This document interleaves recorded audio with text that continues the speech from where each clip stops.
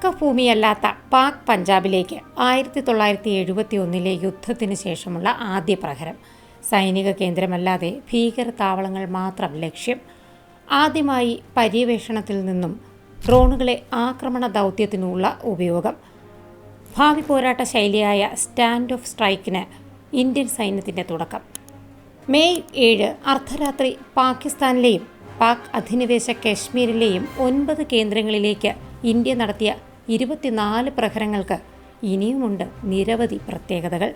Indian വ്യോമസേനയിലെ Rafale വിമാനങ്ങളുടെ ആദ്യ പോരാട്ടം, ഹാമർ, സ്കാൽപ് എന്നീ മിസൈലുകളുടെയും കാംകാസി ഡ്രോണുകളുടെയും ഇന്ത്യൻ ഉപഭൂഖണ്ഡത്തിലെ ആദ്യ പ്രയോഗം, അങ്ങനെ പലതും.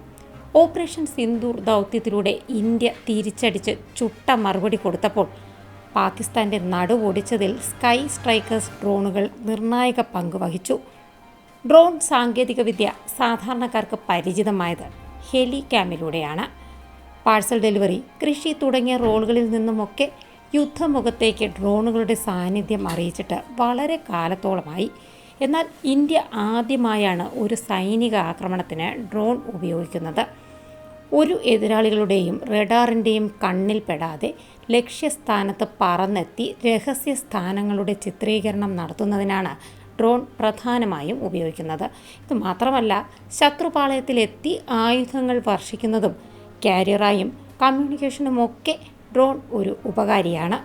കൺട്രോൾ റൂമിലിരുന്ന് നിയന്ത്രിക്കാവുന്ന ലേസർ ആയുധങ്ങൾക്കും മിസൈലുകൾക്കും ഒപ്പം ഇന്ത്യ ഇത് ആദ്യമായാണ് പ്രഹരശേഷിയുള്ള ഡ്രോണുകൾ യുദ്ധമുഖത്ത് ഉപയോഗിക്കുന്നത്. ഓപ്പറേഷൻ സിന്ദൂരിൽ സൈനിക നീക്കത്തിന് ഉപയോഗിച്ച സ്കൈ സ്ട്രൈക്കേഴ്സ് എന്ന സൂയിസൈഡ് ഡ്രോണുകൾ നിർമ്മിച്ചെടുത്തത് ബംഗളൂരുവിലാണ്. പൂർണ്ണമായും ഇന്ത്യയിൽ നിർമ്മിച്ച ഈ ഡ്രോണുകൾ ഇന്ത്യൻ കമ്പനിയായ ആൽഫ ഡിസൈൻ ടെക്നോളജീസും ഇസ്രായേലിലെ എൽബിറ്റ് സെക്യൂരിറ്റി സിസ്റ്റവും ചേർന്നാണ് നിർമ്മിച്ചത്. അദാനി ഗ്രൂപ്പ് ആൽഫയിൽ നിക്ഷേപം നടത്തിയതോടെയാണ് ഇത് രാജ്യശ്രദ്ധ പിടിച്ചുപറ്റിയത്. സൂയിസൈഡ് ഡ്രോൺ അഥവാ ലോയിറ്ററിംഗ് മ്യൂണിഷൻ വിഭാഗത്തിലാണ് ഇവയെ ഉൾപ്പെടുത്തിയിരിക്കുന്നത്.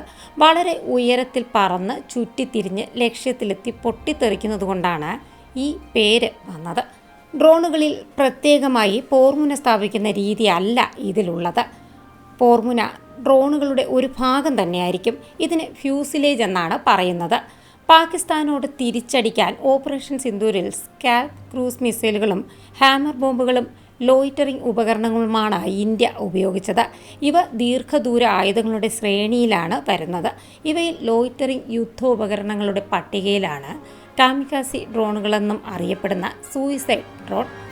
രണ്ടാം ലോക മഹായുദ്ധത്തിൽ ജപ്പാൻ ഉപയോഗിച്ചതോടുകൂടിയാണ് ഇവ അറിയപ്പെട്ടു തുടങ്ങിയത്. മണിക്കൂറിൽ 50 മൈൽ വേഗത്തിൽ ലക്ഷ്യത്തിലെത്തി പ്രഹരിക്കാൻ കഴിയുന്ന ചാവേർ ഡ്രോണുകളാണ് ഇവ. സാങ്കേതിക വിദ്യയുടെ മികവടക്കം ഉപയോഗപ്പെടുത്തുന്നതിലൂടെ ഇവ ചുറ്റിത്തിരിഞ്ഞ് ദീർഘനിരീക്ഷണം നടത്തി ലക്ഷ്യസ്ഥാനം കൃത്യമായി ഉറപ്പിച്ച് തന്നെ പൊട്ടിത്തെറിക്കുമെന്നതും ഇതിൻ്റെ ഒരു പ്രത്യേകതയാണ്. ഒന്നാം ലോക മഹായുദ്ധകാലത്താണ് ആദ്യമായി ഡ്രോണുകൾ ഉപയോഗിച്ചു തുടങ്ങിയത്. ബ്രിട്ടൻ 1917 പരീക്ഷിച്ച റേഡിയോ കണക്ടിവിറ്റിയുള്ള ഏരിയൽ ടാർഗറ്റ് എന്ന ആളില്ലാ ചെറു വ്യോമവാഹനത്തെ ആദ്യ ഡ്രോണായി കണക്കാക്കാം. 1918 US കെറ്ററിംഗ് ബഗ് എന്ന ഡ്രോൺ കളത്തിലിറക്കി. സമീപകാലത്തെ പശ്ചിമേഷ്യൻ യുദ്ധമുഖങ്ങളിലും റഷ്യ ഉക്രൈൻ യുദ്ധത്തിലുമെല്ലാം ഡ്രോണുകൾ വ്യാപകമായി ഉപയോഗിക്കുന്നുണ്ട്. ജീവൻ പൊലിയാതെ സാങ്കേതിക വിദ്യയുടെ ബലത്തിൽ നേരിട്ടുള്ള ആക്രമണം ലക്ഷ്യപ്രാപ്തിയിലെത്തിക്കാൻ ഡ്രോൺ എളുപ്പമാവുകയാണ്.